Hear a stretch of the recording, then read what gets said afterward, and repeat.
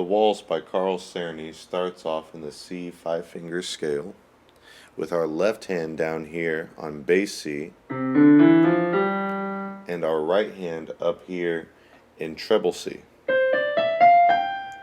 Make sure that you're not starting on middle C here. Left hand down here, right hand up here. And this is our position for the entire song. With that said, let's take a look at the first line. Starting off with measure 1, notice that we are in 3/4 time. This means that there's only 3 beats per measure.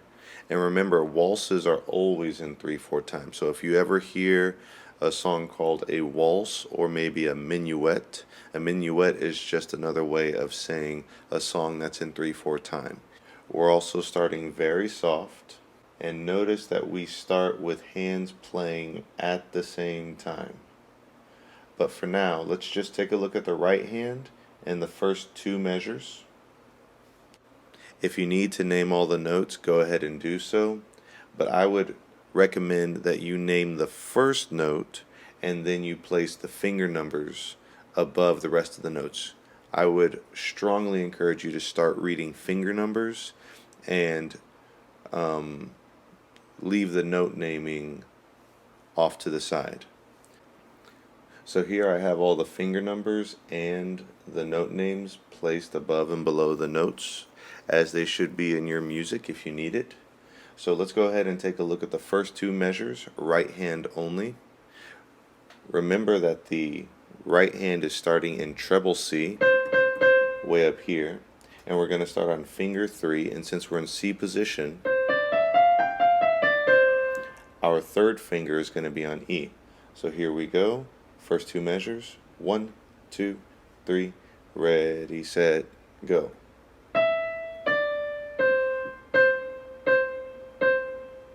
And that's all there is to it. Just 3 notes. These first 3 notes are slurred, and the second 3 notes in the second measure are staccato. Remember, a slur means to connect the notes nice and smooth.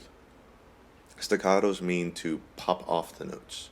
So let's try that one more time. And remember, we're trying to play soft. 1, 2, 3, ready, set, go. Pop, pop, pop.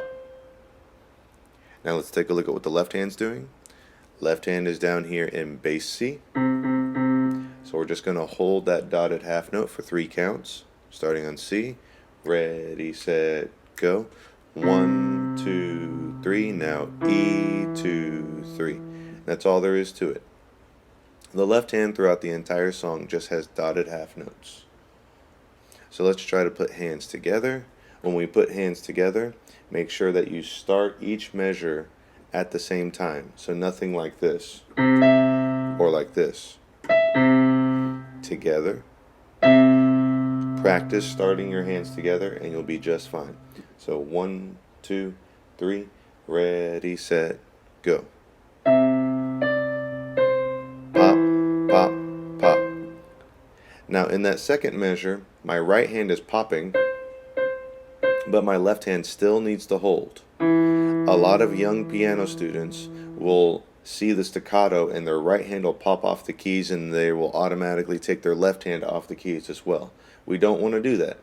We want to keep this one glued to the keep your third finger here glued to the keyboard, but pop off with the right hand. So one more time.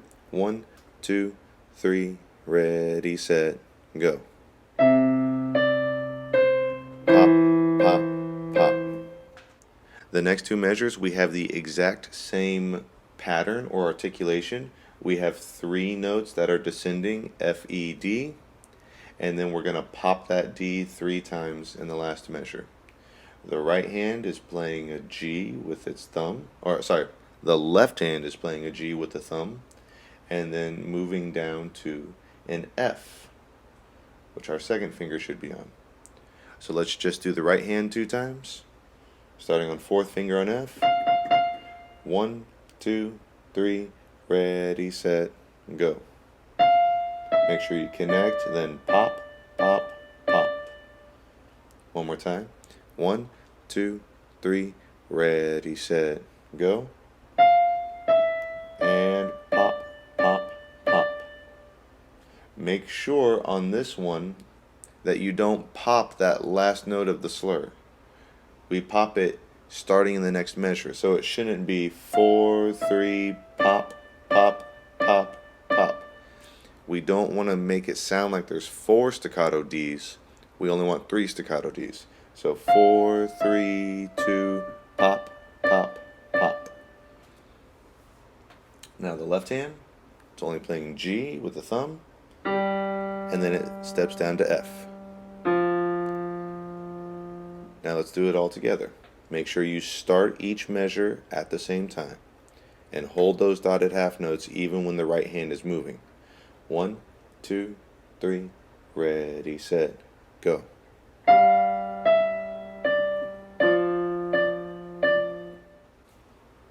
Alright, let's take a look at measures 5 and 6.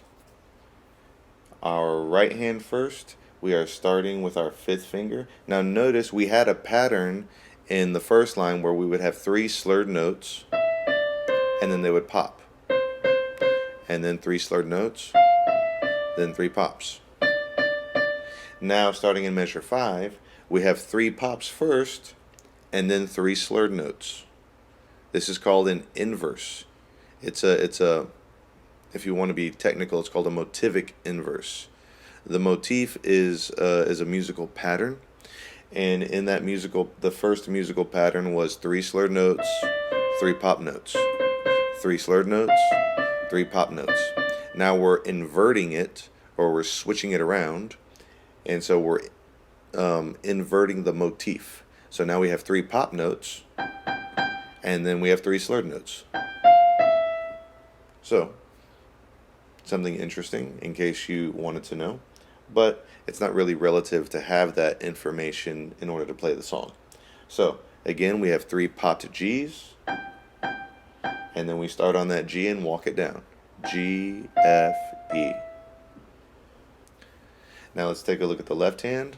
The left hand here, we have finger 3 on E.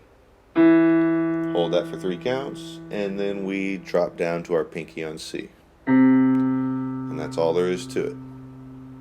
Also, we have kind of a dynamic change here. We have this, which is called a crescendo, which means every single time you play one of these Gs, each one should be a little bit louder than the previous one. So it should be G, G, G, G, and then this G right here should almost be a forte. So we should start off piano and then build to a forte. So soft, louder, louder, loudest, just like that. And it's hard to do. It's going to take some practice, probably some slow practice. So let's see what that sounds like with the hands together. 1, 2, 3, ready, set, go.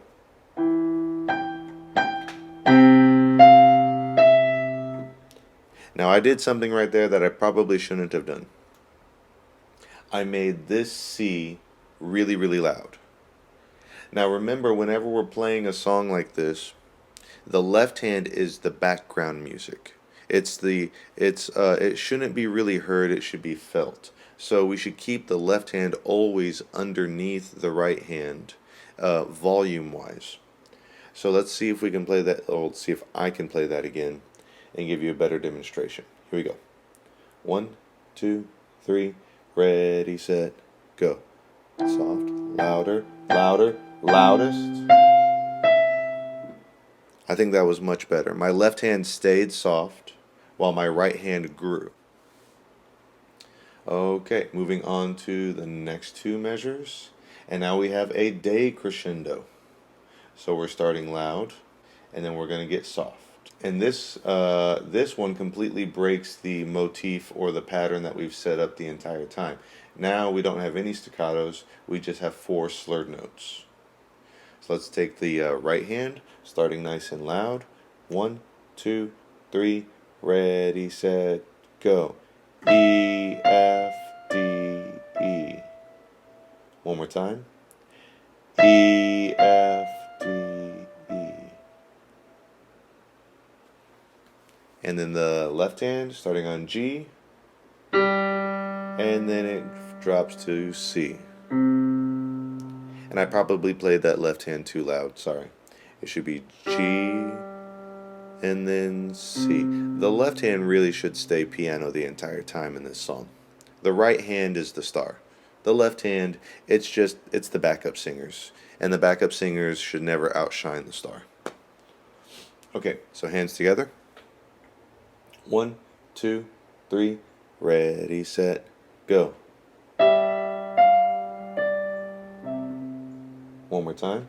1, 2, 3, ready, set, go.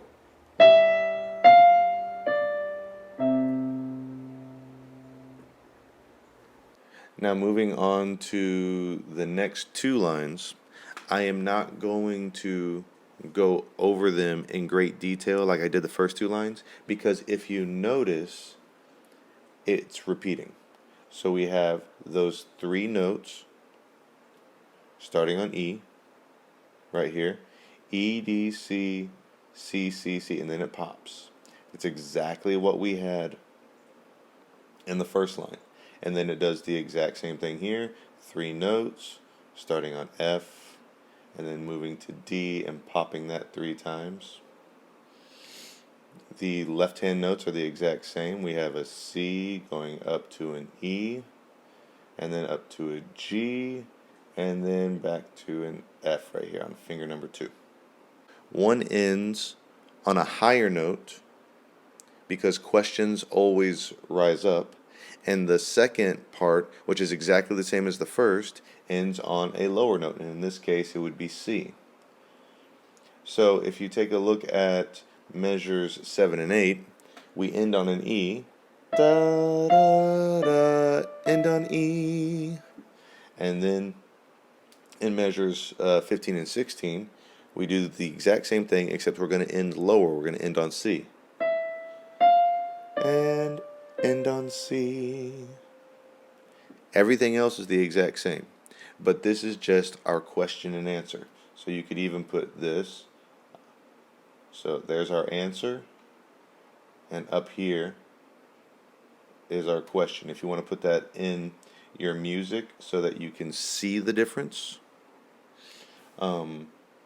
And that's really it for the entire song. It's a very simple song. Your hands never move as long as you start in the right place. You pay attention to the fingering and the notes and your slurs and staccatos. Focus real hard on changing the dynamics when needed, and you will be just fine. You could probably memorize this song in about a week or two if you really practiced every day.